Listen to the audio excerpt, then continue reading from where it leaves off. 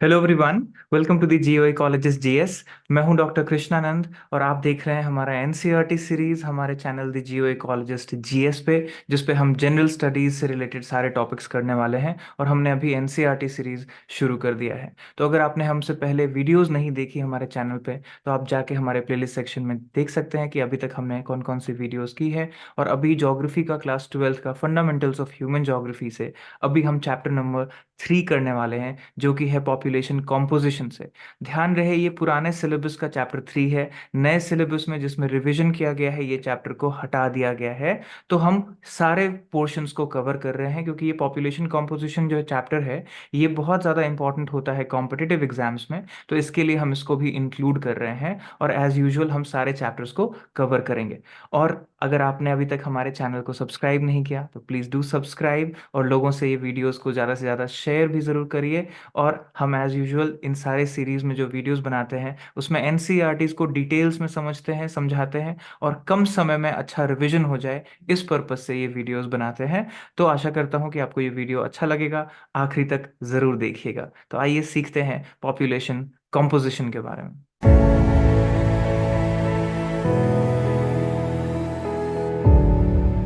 तो जैसा कि आप देख सकते हैं, ये चैप्टर नंबर 3 है। और यहाँ पे नीचे दिया हुआ है कि ये 1920 वाला जो ओल्ड सिलेबस है एनसीईआरटी का, उसका ये चैप्टर 3 है। नए सिलेबस में, रिवाइज सिलेबस में, ये चैप्टर 3 हट गया है। अब इसके जगह ह्यूमन डेवलपमेंट चैप्टर 3 है, जिसको हम अगले वीडियो में करेंगे।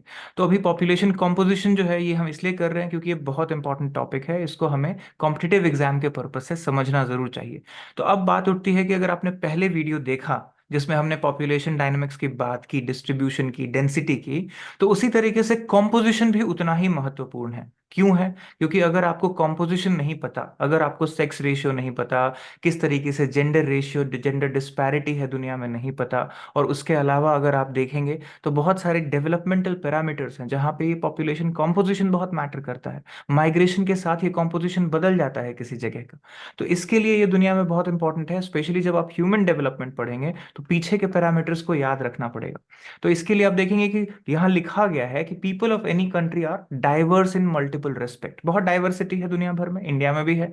और आप देखेंगे यहाँ पे age composition, sex composition, right, और प्लेस ऑफ रेजिडेंस, ये तीन चीज बड़ा मैटर करता है। तो एज, सेक्स एंड प्लेस, ये तीन चीज जो है वो हमेशा ही बहुत बड़ा डिटर्मिनेंट होता है किसी जगह के ज्योग्राफी के लिए, राइट, ह्यूमन ज्योग्राफी के लिए। तो सबसे पहले दिया गया है सेक्स कॉम्पोजिशन। तो सेक्स कॉम्पोजिशन का मतलब है कि बाय बर्थ क्या रेशियो है, ratio between number of women and main, right, in sex ratio इसको कहते हैं। तो mail population upon female population into 1000 अगर हम करते हैं, तो इससे हमें एक रेशियो मिलता है, यानी मेल्स पर 1000 फीमेल्स। या अगर आपको उल्टा निकालना हो इसको, इंडिया में जैसे हम देखते हैं फीमेल्स पर मेल, ये भी निकाला जाता है। तो आप जिस तरीके से निकाले, बहुत सारे कंट्रीज मेल पर फीमेल देखते हैं, हम इंडिया में देखते हैं तो हम फीमेल पर मेल पॉपुलेशन देखते हैं, राइट। तो अब देखते हैं यहाँ पे कि क्या बातें और दी गई हैं, और ये इंपॉर्टेंट क्यों है। अब बात उठती है कि दुनिया जो है वो फेयर नहीं है, ये हम सब जानते हैं, यानी अनफेयर है। कहाँ कहाँ पे? तो डिस्क्रिमिनेशन अगर हो जाए इस सेक्स पैरामीटर पे, तो ये बहुत बड़ी प्रॉब्लम है, और आप देखते होंगे इस पे बहुत चर्चाएं हो रही हैं। तो सेक्स रेशियो जो है वो एक इंडिकेटर होता है, राइट। तो आप देखिए जेंडर डिस्क्रिमिनेशन, जेंडर जो कि एक सोशल कॉन्स्ट्रक्ट है, लेकिन आप देखेंगे बाय बर्थ कोई मेल और फीमेल है, लेकिन जेंडर रोल्स डिफाइन कर दिए जाते हैं सोसाइटी के द्वारा।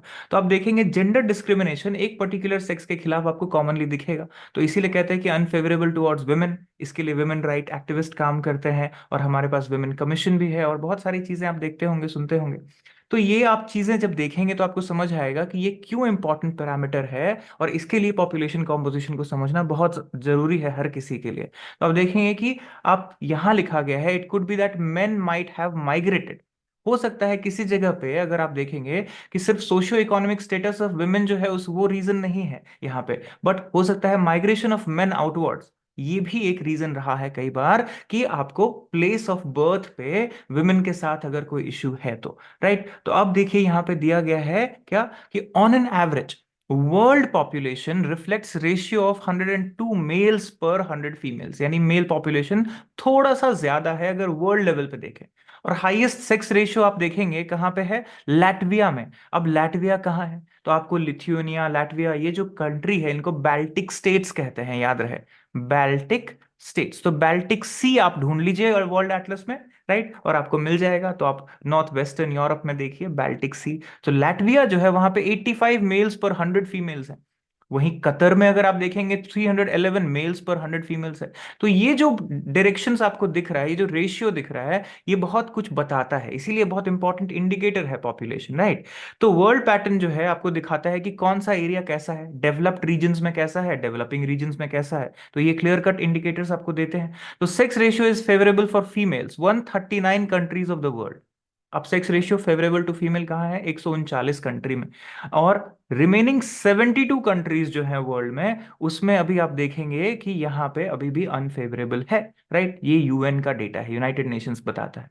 और एशिया में एक जनरल पैटर्न आपको बताया गया है कि लोअर सेक्स रेशियो है, जैसे चाइना में, इंडिया में, सऊदी अरेबिया में, पाकिस्तान, अफगानिस्तान, यहाँ पे आपको लोअर सेक्स रेशियो देखने को अक्सर मिलता है, राइट। अब बात उठती है कि और क्या बातें हैं, तो कई जगह पे एक्सट्रीमिटी भी दिखती है, राइट। तो यूरोप में इंक्लूडिंग रशिया, मेल्स जो है वो माइनॉरिटी में है। अब ऐसा क्यों है, इसका कारण बताया गया है कि मेल्स माइनॉरिटी में इसलिए हैं क्योंकि इसका सबसे बड़ा कारण है status of women in the society, right. तो ये पुराने समय से आप देखेंगे वहां पे स्टेटस ऑफ वुमेन पे बहुत काम किया गया है, वुमेन बहुत एजुकेटेड हैं, आउटवर्डली गोइंग हैं, और क्या है कि सबसे पहले वो वर्क फोर्स का बहुत इंडिपेंडेंट हिस्सा है। तो इसके लिए, और मेल डोमिनेटेड सोसाइटी होने के बावजूद भी मेल माइग्रेटरी है बहुत ज्यादा, राइट। तो आउट माइग्रेशन जो है वहां का, ये बड़ा रीजन है एक तरह से। अब बात करते हैं एज स्ट्रक्चर पे। तो एज स्ट्रक्चर कैसे मैटर करता है, तो आप ध्यान रहे कि अगर एज स्ट्रक्चर आपका 15 से 59 के बीच है, तो आप क्या गिने जाते हैं? यूथ। और यूथ के पावर के साथ साथ आप वर्किंग पॉपुलेशन में गिने जाते हैं। यानी 15 टू 60 का या 59 का जो कैटेगरी है, ये हमारा रिसोर्स है, मेन रिसोर्स। तो 15 से कम वाले जो लोग हैं, उनको हम डिपेंडेंट पॉपुलेशन कहते हैं। और 60 प्लस जो रिटायर्ड पॉपुलेशन है, वो भी डिपेंडेंट पॉपुलेशन है, जिनको आपको एजुकेशन फैसिलिटी से लेके हेल्थ फैसिलिटी पे सरकार को खर्च करना पड़ता है, राइट। तो ये बहुत इंपॉर्टेंट है कि अगर कंट्री आपका यूथफुल है, जैसे अभी हम बोल रहे हैं कि 15 से 44 वाला जो एज ग्रुप है, इंडिया में वर्ल्ड का हाईएस्ट है, राइट। तो ये पॉपुलेशन डिविडेंड में बहुत मैटर करता है, इसके लिए ही कॉम्पोजिशन की बात है। और इसको हम बताते कैसे हैं, तो बर्थ रेट और डेथ रेट को हम पॉपुलेशन पिरामिड से स्ट्रक्चर से समझते हैं। तो एज सेक्स पिरामिड आप अगर देखेंगे तो आपको समझ आएगा कि किसी भी कंट्री को ये कितना अच्छा इंडिकेटर है बताने के लिए कि पॉपुलेशन एज अ रिसोर्स है या लायबिलिटी है। ये एक इंडिकेटर है एज सेक्स स्ट्रक्चर का पॉपुलेशन के। तो इसका शेप आपको बहुत कुछ बताता है। अब देखिए यहाँ पे जो है पिरामिड के टाइप्स दिए गए हैं। तो पहला है एक्सपैंडिंग पॉपुलेशन। तो पिरामिड कैसा दिखेगा? ऑलमोस्ट आप ये देखिए, ये जो है एकदम वर्टिकली ऊपर की तरफ मूव करता हुआ, राइट। बेस इसका बहुत बड़ा है, और ऊपर जैसे जाएंगे तो ये पॉइंटेड है, जैसे नाइजीरिया का पॉपुलेशन एक एग्जाम्पल दिया गया है। यानी नीचे अगर आप देखेंगे तो परसेंटेज है और यहाँ पे एज है, राइट। तो सबसे कम एज ग्रुप वाले ज्यादा बड़ा पॉपुलेशन, और ज्यादा एज ग्रुप वाले कम पॉपुलेशन। ये अक्सर आपको वेरी फास्ट ग्रोइंग पॉपुलेशन वाले एरिया में, एक्सपैंडिंग वाले में दिखता है। जैसे नाइजीरिया में देखिए ये ट्राइंगल की तरह, राइट, जो पिरामिड है। ऐसे ही बांग्लादेश में, मेक्सिको में ऐसा सिमिलर दिखेगा आपको। फिर आता है थोड़ा सा जहां पे पॉपुलेशन ग्रोथ जो है वो पेस जो है उसका बहुत आराम आराम से चल रहा है, यानी कांस्टेंट है। तो कांस्टेंट वाले में अगर आप देखेंगे, जैसे ऑस्ट्रेलिया है, यहाँ पे आप देखिए जो बेस पॉपुलेशन है, कम एज ग्रुप वाला, ये कम है, ऊपर वाला भी कम है, और मिडिल एज में बहुत ज्यादा है, राइट। तो इसमें आपको दिखता है क्या, ये थोड़ा सा कॉन्स्टेंसी है, बहुत तेजी से ग्रो नहीं कर रहा है, राइट। लेकिन यहीं पे अगर आप देखिए जापान का पिरामिड, ये आपको कैसा दिख रहा है, तो आप देखिए डिक्लाइनिंग सा दिखेगा। क्यों डिक्लाइनिंग है? क्योंकि आपका जो नीचे का पॉपुलेशन एज ग्रुप है वो तो कम है, लेकिन आपका मिडिल एज से ऊपर वाला पॉपुलेशन बढ़ गया है, यानी ओल्ड एज पॉपुलेशन ज्यादा है। तो ऐसे कंडीशन में डिक्लाइनिंग है या नेगेटिव ग्रोथ रेट हो गया, राइट। ये बातें आपको पिरामिड देख के समझ में आता है, इसके लिए बहुत इंपॉर्टेंट है। और क्राइटेरिया की जहां तक बात है, तो देखेंगे इसको कैसे डिफरेंशिएट करते हैं। तो देखिए डिफरेंशिएटिंग क्राइटेरिया के लिए रूरल एंड अर्बन पॉपुलेशन का अलग अलग कंट्री में अलग अलग चीजें। तो in general terms rural areas are those जहां पे प्राइमरी एक्टिविटी है। तो प्राइमरी एक्टिविटी यानी एग्रीकल्चर से रिलेटेड एक्टिविटी या डायरेक्टली जिसमें लोग इन्वॉल्व हों। और अर्बन एरिया में दूसरे तरह की एक्टिविटीज है, सेकेंडरी टर्शरी क्वाटरनरी एक्टिविटीज है, राइट। तो रूरल अर्बन में सेक्स रेशियो का भी डिफरेंस है, राइट, और एज ग्रुप का भी डिफरेंस है, ये कॉमनली देखने को मिलता है। तो यहाँ देखिए the rural and urban differences in sex ratio in Canada and western Europe countries like Finland are just opposite. मतलब कनाडा फिनलैंड जैसे कंट्रीज में जितना है, उससे ठीक उल्टा है अफ्रीकन और एशियन कंट्री जैसे जिम्बाब्वे और नेपाल में। ऐसा क्यों है? तो यही है डेवलप्ड एंड डेवलपिंग का जो डिबेट हम बात करते हैं, राइट। कुछ कंट्रीज जहाँ पे डेवलपमेंट बहुत स्ट्रांग है, वहाँ पे सेक्स रेशियो भी बहुत फेवरेबल है, अगर आप देखेंगे वहाँ पे पॉपुलेशन बहुत अच्छे से मैनेज्ड है। लेकिन जहाँ पे डेवलपिंग है वहाँ पे पॉपुलेशन एक रिसोर्स से ज्यादा लाइबिलिटी की तरह है, राइट। तो अब देखिए the access of females in urban areas in USA, अब देखिए अर्बन एरियाज में यूएस में ज्यादा फीमेल्स है मेल की अपेक्षा, राइट। कनाडा एंड यूरोप जो है वहां पे आप देखिए इन्फ्लक्स ऑफ फीमेल्स बहुत है, खास करके रूरल एरिया से सब अर्बन एरिया में जॉब लेने के लिए आते हैं, राइट। तो ये चीज बहुत कॉमन आपको देखने को मिलेगा, जिसको आप वेस्ट बोलते हैं, वेस्टर्न कंट्रीज में, राइट। और farming in these developed countries is also highly mechanised, right, and remains largely male occupation. तो ये चीजें हैं कि इंडिया में फार्मिंग स्ट्रक्चर डिफरेंट है। इंडिया में फीमेल्स बहुत इन्वॉल्व है फार्मिंग में, लेकिन वहां पे आप देखिए या तो मैकेनाइज्ड हो गया है या तो मेल इन्वॉल्व है ज्यादा। तो contrast the sex ratio in Asian urban areas remains male dominated. तो ये पूरा आपको डेवलप्ड डेवलपिंग डिवाइड देखने को मिल रहा है। ये एनसीईआरटी में लाइन बाय लाइन पढ़ना इसलिए बहुत जरूरी है। तो इसीलिए कहा गया है कि it's worth noting that countries like India, female participation in farming is more, right, fairly high, and shortage of housing है, high cost of living है, paucity of job है, lack of security in cities। ये सब जो reason है जिसकी वजह से विमेन जो है वो बहुत ज्यादा माइग्रेट नहीं करती सिटीज को, राइट, अनलेस उनके साथ पूरा फैमिली माइग्रेट करे। तो ये जो रीजन है ये बहुत बड़ा रीजन है। अब एक पैरामीटर है लिटरेसी का। लिटरेसी बहुत इंपॉर्टेंट इंडिकेटर है, आप सब जानते हैं लिटरेसी रेट कितना मैटर करता है, राइट। तो ये एक इंडिकेटर है सोशियो इकोनॉमिक डेवलपमेंट का, और स्टैंडर्ड ऑफ लिविंग कैसा है, सोशल स्टेटस कैसा है हमारे कंट्री में, खास करके फीमेल्स का, और availability of educational facility, policy of government, ये सब बता देता है आपको सिर्फ एक चीज, indicator literacy rate, right. So level of economic development जो है आप देखेंगे इसमें कॉज एंड कॉन्सिक्वेंस दोनों है, राइट। अगर इकोनॉमिक डेवलपमेंट जो है वो है किसी कंट्री में तो उसका कारण भी लिटरेसी है, और अगर इकोनॉमिक डेवलपमेंट है तो उसकी वजह से और लिटरेट होते हैं लोग, राइट। ये दोनों तरह से कॉज एंड कॉन्सिक्वेंस में आता है इसीलिए। तो आप देखेंगे अगर लिटरेसी की बात करें तो percentage of population around 7 years of age, right, इसमें हम जनरली लेते हैं क्योंकि 0 to 6 को हम माइनस कर देते हैं, वहां से फिर हम देखते हैं कि कितने लोग नंबर ऑफ ईयर्स स्कूलिंग में करते हैं और इसी को कैलकुलेट किया जाता है फर्दर।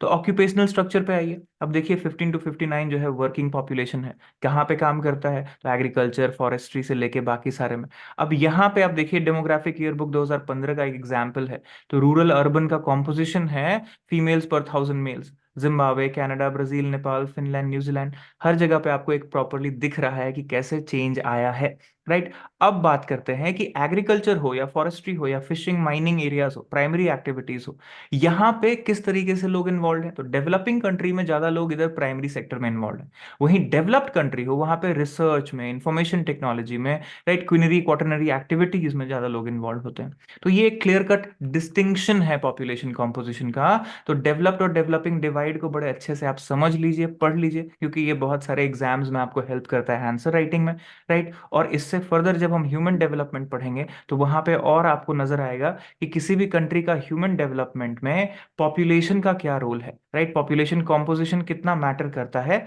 ये सारी चीजों को समझना बहुत जरूरी है यहाँ पे। और लास्ट में एक बहुत इंपॉर्टेंट बात कही गई है यहाँ पे कि आप देखिए कि जहां पे भी अगर इकोनॉमी का स्टेज या डेवलपमेंट का स्टेज किसी देश का प्रिमिटिव स्टेज में है तो पॉपुलेशन कॉम्पोजिशन देख के आप बता देंगे कि वो कहाँ पे क्या चल रहा है। जैसे प्राइमरी एक्टिविटीज जो है वो बहुत हाई होगा उस कंट्री में, राइट। ऐसे लेकिन कुछ कंट्रीज हैं जहां पे प्राइमरी एक्टिविटीज हाई होने के बाद भी वो डेवलप्ड में गिने जाते हैं।